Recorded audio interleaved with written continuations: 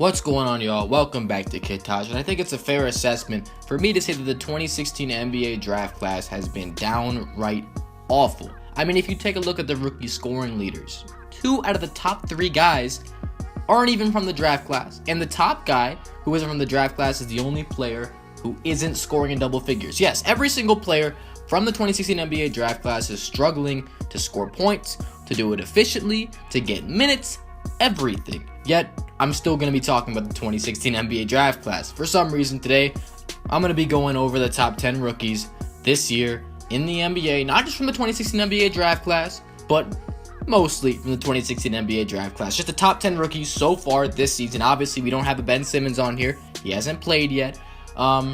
Injured guys, they're not going to be on here. I'm going to be assessing these guys for how they've played so far, who the top 10 rookies are. Let's get into it. At number 10, I'm going to be going with Oklahoma City power forward Domantas Sabonis. This guy was picked 11th in the draft this year. He's putting up decent numbers, as you can see. I mean, what I like about this guy is he's on a pretty good team. I mean, the Thunder are a playoff team thanks to Russell Westbrook, and he's still able to get into the rotation. He started a bunch of games this year. He shot the ball kind of well. I mean, on a team where you're getting looks like that, he hasn't been converting as well as most NBA players, but when you took a look at his percentages and compare them to other guys from this class, I mean, he's shooting pretty well. So we're going to give him the nod here, even though he's playing 21 minutes a game, and he's only scoring 6 points. Hey, when you got Westbrook on your team, you're not going to get as many shots, as these other rookies who are trying to, be the best player on their team. Maybe, I'm just kidding. Almost none of these rookies can be the best player on their team. Most of these guys are pretty bad. And you're going to see just how bad they are as we continue on. At number 9, Brandon Ingram, the second pick in this draft. Lakers small forward Brandon Ingram has been on the court more and more, and it just seems like he hasn't found his way in the NBA yet. His stats, they're all right, but he's playing 28 minutes. I mean, he's leading all rookies in minutes per game, yet he's only averaging 8 points in 28 minutes. He's shooting 36% from the field and 28% from the three-point line and 67% from the free throw line. I mean, it's just not going well for Brandon Ingram as the second pick. All the way down at 9th on this list when you're playing in all your games, when you're leading all rookies in minutes and you're the second overall pick in the draft, there's no way you should be 9th on this list. And guys, it just hasn't been very good for Ingram or the Lakers lately. They've been losing a ton of games, and he's been playing a lot of minutes in a lot of those games. They just got to find a way to start winning these games and start getting this guy to play effective. I mean, they are kind of utilizing him in different areas. It's not just about scoring. He's done okay, when it comes to being versatile. Playmaking, he's been better. Defensively, he's showing some, signs of potential there. But all in all, he just hasn't been, as good as he should be so far. At number 8, it's Phoenix Suns power forward Marquise Chris. He was picked 8th in the draft, so it's not a big deal that he's down at 8. That's exactly where he should be, averaging about 7 points. His percentages, again, they don't look great for an NBA player, but for rookies, they're pretty good. Let me tell you, 31% from 3 isn't half bad for rookies in this draft class. Only in 18 minutes per game, he doesn't get into foul trouble a lot. He's having, he averages more assists than blocks. I think that's something that's going to change. This guy's an athletic freak. He should be, asserting himself more in terms of defense. But he's found his stroke. He's scoring at a higher rate than Brandon Ingram by a long shot. 7 points in 17.5 minutes is not half bad at all for a rookie. And Brandon Ingram, 8 points in 28. He's got to work on that as a guy that's been a good scorer early. I think he's got a ton of potential, so there's no reason to panic yet because they did pick him so they could develop him. But yeah, who knows? At number 7, Denver Nuggets shooting guard Jamal Murray, another guy who's right where he should be. The 7th pick in the draft, Jamal Murray was averaging 8 points. He's one of these guys that's out there to score. Yeah, he's not shooting 40% from the field. He's only shooting 31 from the three-point line. As a guy that's known as a shooter, it hasn't been all that great for Jamal Murray.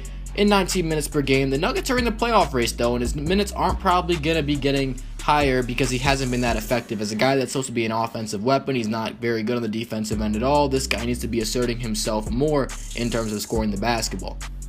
At number 6, the 42nd pick. Wow, look at these guys go. This guy got all the way up to 6th, and he was picked 42nd in this year's draft. It's Isaiah Whitehead, point guard from the Brooklyn Nets. With Jeremy Lin's injury, this guy's had more and more time to come out and show what he can do. He's putting up 7 points, 3 assists, 2.5 boards. Not bad at all in 22 minutes per game. Again, percentages for rookies, you'll see them. They're not great. But he's doing his thing. The 3 assists per game nearly, that's really good.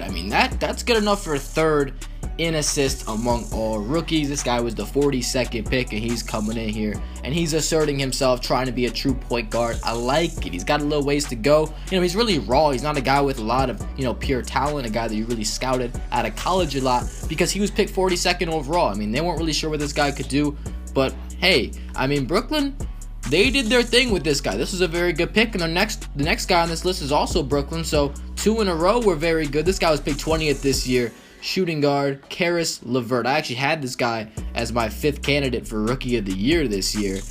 Way back when I made that video before the season even started. And Caris LeVert putting up pretty solid numbers overall. His efficiency's been great. 46% from the field, 33 from three-point range is exceptional when you take a look at how rookies are shooting the ball this year. 19 minutes per game, and he's getting 7 a game. Hey, man, do your thing. Caris LeVert, 6'7". He's long. He can affect a game in a lot of ways, and I think that he's been great so far since coming back from that injury. At number 4, we start to get, into the best rookies. Still aren't that good, but Buddy Hield, number 6 overall pick from the New Orleans Pelicans. He's been pretty good. 37% from 3 is nice for a rookie. He's playing 20 minutes a game, 8.5 points. That's not bad. I did predict him to average 16 points a game in his rookie year. I don't think that's going to happen. But hey, man, the numbers could go up. He could be at 10 points per game. I didn't predict the rookie class to be this terrible. Really? No one from the 2016 NBA draft class is even averaging 10 points per game. Come on.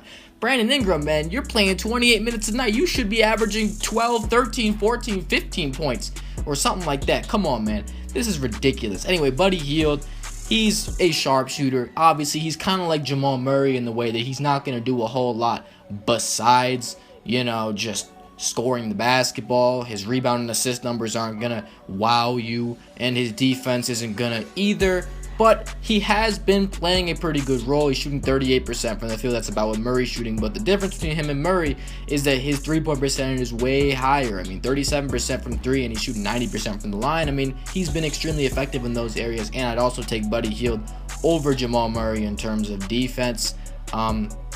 And Jamal Murray, he hasn't had as good of. I think Jamal Murray might even be the better player when their time is done. But so far, Buddy Hield, he was a veteran in college. He played 4 years, and Jamal Murray a freshman. So Jamal Murray's got more time to develop. Buddy Hield's already showing a little bit more. Still not what I wanted him to do. I think he's disappointing just a little bit, but he's the 4th best rookie so far. So you could just say this whole draft class is a disappointment if he's the 4th best. And number 3. It's Philly power forward Dario Saric, and this guy, like I said earlier, we had some guys that weren't even in this draft class. He was the 2014 draft class, picked 12th overall. This is his rookie year though, because he came over from wherever he was. I don't even know where he came over from, but somewhere in Europe, I believe. He's putting up 10 points, 6 rebounds. He's been very solid.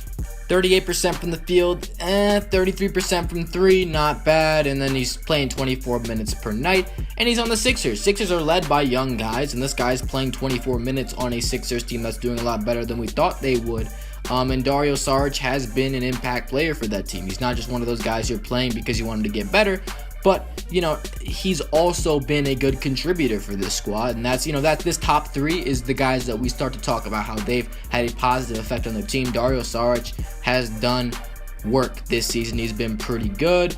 And we will get on to the second guy, and this is the best player in the 2016 draft class. It's the 36th pick so far. He's the best. Ben Simmons might come in here and he might just blow by everybody on this list because of how bad they're playing. Milwaukee Bucks point guard Malcolm Brogdon, picked 36th overall. He's putting up 9 points, 4 assists, 3 rebounds, 43% from the field, 41% from 3, 87% from the line. He's been incredibly efficient, probably the most efficient rookie besides the last guy on this list, but we'll get to him. The three-point percentage, that's fantastic. There aren't rookies doing that the same volume that he's doing it. He's been absolutely exceptional. Shooting the basketball, 4 assists. He leads all rookies in assists.